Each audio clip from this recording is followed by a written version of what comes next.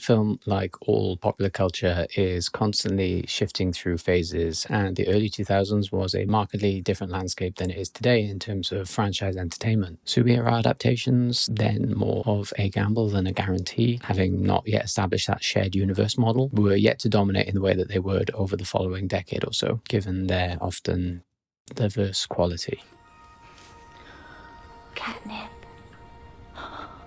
With the more successful ones setting a then unprecedented, mature tone in the genre in live action. Original IP that wasn't by default seeking franchise expansion felt a lot more commonplace. Reboots and sequels weren't at their current saturation point. Now a real sign of commercial and creative safetyism that's led to a development by committee of sorts, particularly in light of streaming services where audiences are treated like users to curate for. Combine that with the issues around post-pandemic cinema attendance and ever vocal, ever demanding fandoms to appease, this safetyism becomes ever more important to the industry's bottom line. A recent, quite egregious example of this is the J.J. Abrams-led The Rise of Skywalker, the last Star Wars film for 7 years after a 5-film yearly run. Clearly stunned by the very toxic social media discourse around the unoriginal plot for The Force Awakens and the blatant expectations subversion and supposed identity politics of The Last Jedi. Get this man off my bridge. Disney's retreat to tried and tested formulae as a means of fan appeasement was ultimately the franchise's undoing. Somehow Palpatine returned.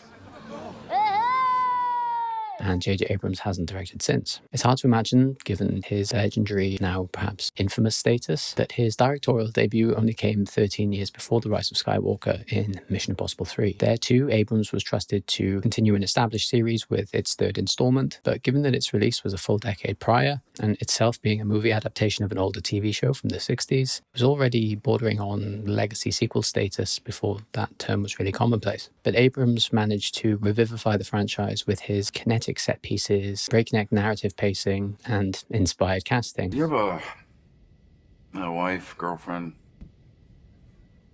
Setting up the franchise for another 2 decades of box office success under Chris McQuarrie. Holy fucking shit.